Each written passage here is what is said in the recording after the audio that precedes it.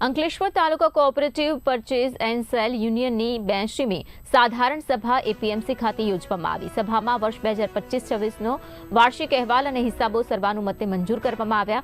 આ સાથે જ સંસ્થાના ભવિષ્યના વિકાસ માટે નવા દ્રષ્ટિકોણ સાથે યોજનાત્મક ચર્ચાઓ પણ કરવામાં આવી।